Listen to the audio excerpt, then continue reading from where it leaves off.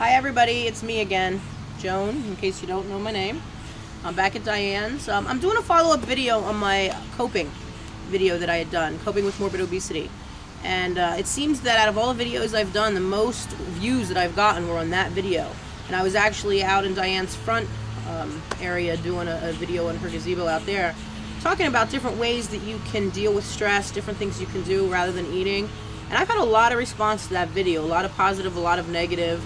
If you read the comments on that video, you'll see some people are like, and you only just figured out there's other ways than eating to deal with stress. And to clarify, first of all, those are things that I've done in the past when I was trying to make an active difference in my life when it came to food. And I had some success in the past. I'm doing those things again. And also, those are things that have kept me from ending up weighing 1,000 pounds in my bed, unable to move. So I do employ those possible tools when I'm stressed out and instead of eating. And sometimes you just forget, and you end up hitting the refrigerator before you even think about it. But luckily for me, like I said in a video I had just done recently, my relationship with food has definitely changed. The obsession with food, the constant thinking about food, the wondering what I'm going to eat next, wondering what I'm going to have for dinner, you know, what they're going to serve at the party, what kind of cake they're going to have at the birthday party.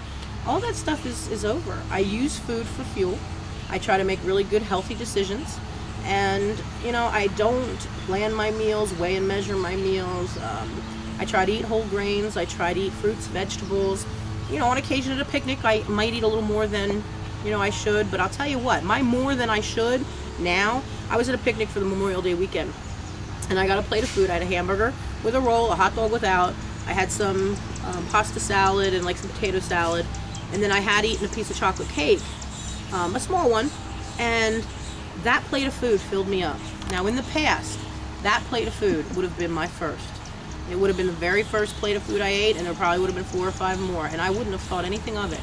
But I'm at the point now where I was like, that filled me up, because actually that was more in one sitting that I've eaten for a long time. Usually I just eat some fruit and yogurt for breakfast, maybe some granola and yogurt. You know, I may not eat lunch if I'm not hungry.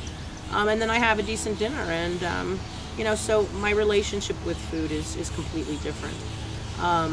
But in relation to coping with stress and things that we can do in relation to, instead of going to the refrigerator and hitting the good stuff that makes us happy and makes us forget for a while, I had talked about different things with music and meditation and visualization and just relaxing and prayer and nature. I don't know if you, Diane, want to do kind of a surround of the beautiful setting here.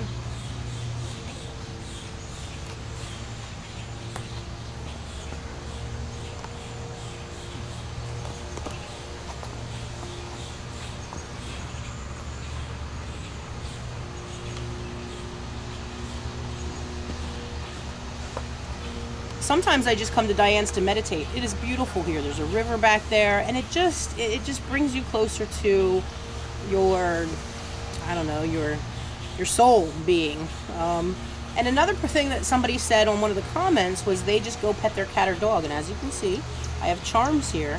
One of the things I hadn't mentioned last time is pet therapy. Charms one's down. And here's Diane's dogs. You know, just grabbing a pet and petting that pet, talking to they're not going to tell anybody what you told them. They're not going to betray your confidence. They're not going to tell your husband the terrible things you said about him because you were ticked off at the time.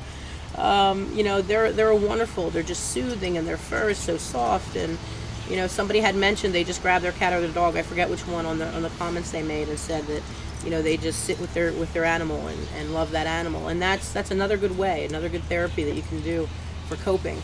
You know, with the stress of life and relationships. Relationships are very difficult.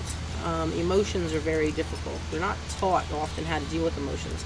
And emotions don't have to be negative or positive. They just are emotions. We need to feel them and get through them. One of the things I want to challenge you to, and one of the reasons I wanted to make this second video, is the other day I was listening to the radio while in my car. And that song came on. I don't know if you're familiar with it or not. It's called The Reason, and it's by Hoobastank. And I had forgotten how much I love that song. Now, I am a lyric person. I don't care what genre of music it is. I don't care if it's country. I don't care if it's rock. I don't care what it is. If it is good words, I'm for it. And over the years, there have been lots of times where I have said, I've got to hear that song. The song by Dan Fogelberg, leader of the band, can't hear it without crying because it makes me think of my dad. He was the leader of our band, and he passed away in '91, and it just makes me think of him.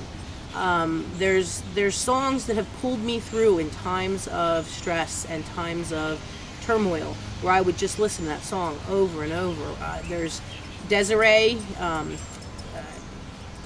you gotta be bad, you gotta be bold, that one. There's Wilson Phillips, they sing a song called Hold On.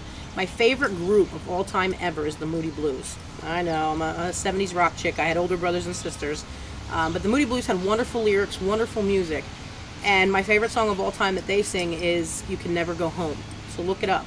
But tell me in a video or on the notes or the responses or the comments, what songs pull you through? Because that's one of the things that I realized I used to do more. Is, I have a big family right now and a big household, and it's very hard for me to listen to music that I like and just concentrate on that when I've got 2 grandchildren and a son and people running around. The music just adds to the chaos rather than soothing, my soul. So lately, I've been taking some time to just listen to my music in the car, in my office, and really grab those songs again. There's a song by Amy Grant called, what is that song called? I can't remember the song. I'll have to think of it. Garth Brooks, The River. There's a couple Christian songs. Solid Rock. There's a group called Ron Canoli. He has a choir, and they sing a couple of Christian songs that I love. One based on the Mount Up with Wings as Eagles, that verse in the Bible. I love that song. There's just several. There's hundreds of songs that I could probably pull out of the top of my head that have meant something to me over the years. So in a video, like I said, or in comments, tell me what songs that you like, and if they have good lyrics, and I'm going to go look them up, because I need some new ones. I need some new ones to pull from. Jars of Clay is another Christian group that I really like some of their lyrics. And I had a whole list of ones that I wanted to remember to mention, and I'm trying to think. All I Have to Be is the Amy Grant one. It's called All I Have to Be. Winona Judd sings a song, when I reach the place I'm going. So look all these up. They're wonderful lyrics, absolutely. And that new song by Miley Cyrus. I've heard it sung by a couple of different artists, but it's The Climb. Excellent words, absolutely excellent words. And I'm a lyric person. So that's all I have to say at this point about that. But that's my challenge to you. You guys are always sending out those challenges. Tell me what music works for you and what makes a difference. And if it's a good lyric song, I'll let you know. Thanks. Bye.